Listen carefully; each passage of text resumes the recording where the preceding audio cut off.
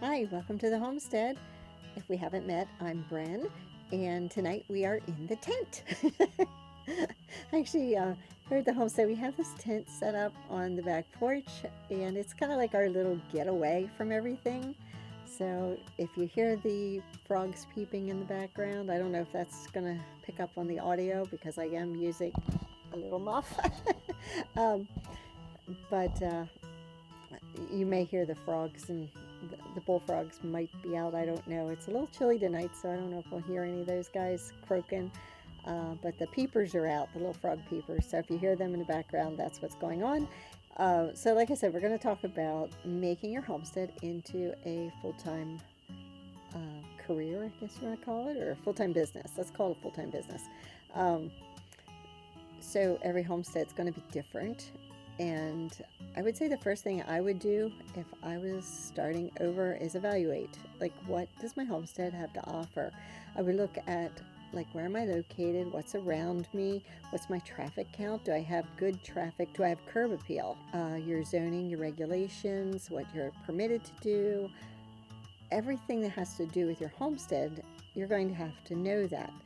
If you're going to grow things, you're going to need to know your soil types and your uh, climate, everything that has to do with the land that you're living on. So once you look at that, then look at your infrastructure. What do you have? Do you have barns? Do you have workshops? Do you have any sort of outbuildings? What do you have that you could use to make a business? Also, what kind of equipment do you have? Do you have a skid steer? Do you have a small crane? Do you have a tractor? What do you have as far as equipment? Because all that kind of goes into determining where you want to start with your business. And I don't know if I said earlier, but you're probably going to have multiple streams of income. So it's going to be almost like your business is going to be many small businesses, because it would be very difficult for a homestead to make all their money off of one revenue stream.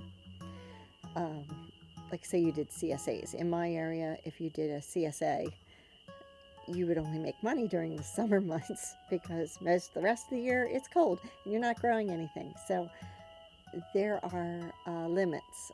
The other thing I would take into consideration is your skill level. Where are you at in your personal journey? Are you capable of doing hard labor, or are you more of a person who does very detailed work? Take all that into consideration, and also take into consideration what your passions are. You might be good at hard labor, but do you really want to do it all the time? Or you might be good at, maybe you are a fabulous knitter, but it's great when you do it for a hobby, but not so great if you're doing it for a living. So you want to, like, kind of look at that sort of end of it. What I would do is start making a list. Here's what my property offers. Here's what my infrastructure offers. Here's what kind of equipment I have available. And here's what I can do and my passions.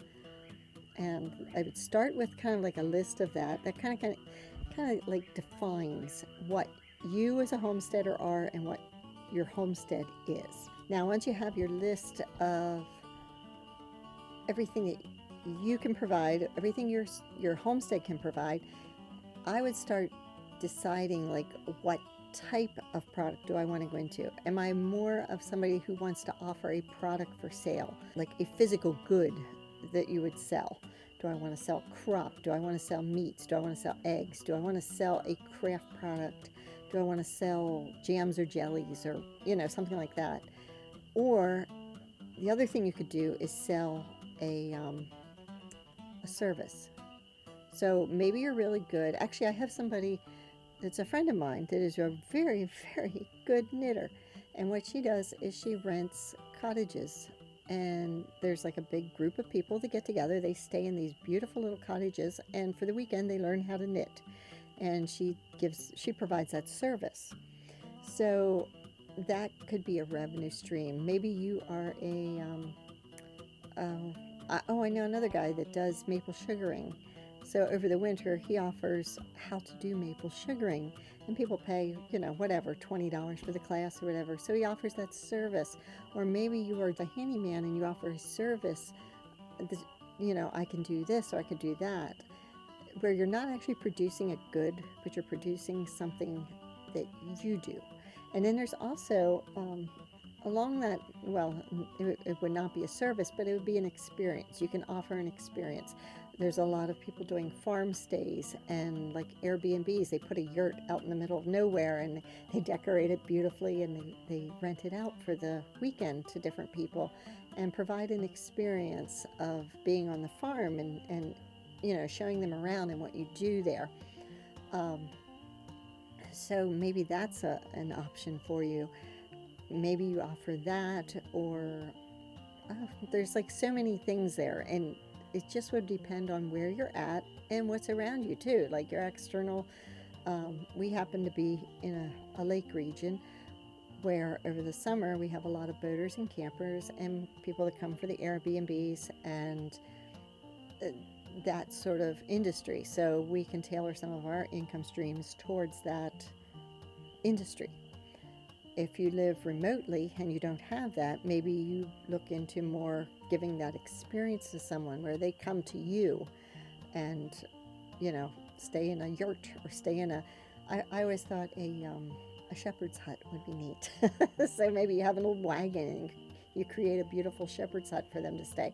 So those are basically, I'd say, the three categories I would look at, whether you're going to do a retail good or a service, provide a service, or provide an experience. So from there, now you've got, a list of possibilities. Go through that list and decide, is it marketable? Is it something somebody would actually buy from me? Are you selling something that you would sell locally? Are you going to have a brick and mortar shop? Are you going to sell online? Because all this stuff, you're going to have to look at what you have available. If you're going to have a large inventory, you may need to have like a storage shed to keep your inventory, and then maybe you're shipping online.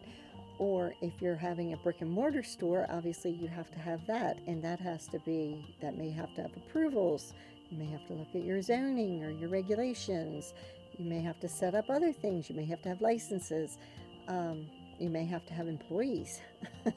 That creates a whole new set of things that you need to look into. How are you going to market it? How are you going to get people to know that you're there? You're just a dot on the planet. I mean, that's kind of mean to say, but really, we all are just little dots. And if you don't have a way to market what you have, you could have the best, but nobody will know you're there. So you have to think ahead and think, okay, I want to market this in a certain way. Do I want to do SEO online and have people find me through, a search engine? Or do I just need to put up a billboard?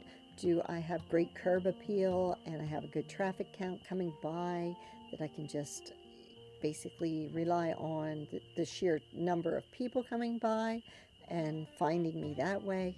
That's a whole myriad of things you have to think through. Because bottom line, what this is all going to boil down to, the demand will determine the viability of your business. So, like I said, you can have the best. I can have the best widget in the world. I can have the world's best widget, and if I don't have a way to market it, if I don't have a way to get the demand side, the buyer, I don't have a product. I don't have nothing. I don't have an income stream from it. So the demand will always determine the viability of the business. I'm not going to make ice boxes. Nobody uses those anymore. There's certain things in this world that just would never survive. So you need to kind of look at that. You're going to come down to, okay, what else do I need to do? I want to try doing whatever it is. And you're going to run a pilot to see how well it's going to do. And I would advise that you don't get into something that you're going to sink a lot of money especially if it's your first business. Don't sink a lot of money. Start small and run a pilot and see what happens. There's a lot of thinking that goes into the success or failure of your business. And planning, how's that saying go? If you fail to plan, plan to fail. I think that's how it goes. Just make sure everything is planned out as best as you can do. You can't plan everything. It's kind of like playing the stock market. You know, if you do better at more things than what you do bad at, you get ahead. So, and some of it's luck. So that's kind of like how you have to approach it. And I know this has been such a vague conversation, and it's hard to give somebody a direct approach to figuring out what to do at your homestead. But like I said, everybody's different. It's going to hinge on your abilities and what your homestead offers. That's basically what it comes down to. And demand will determine viability. Always remember that. You've got to have a demand for what you're doing.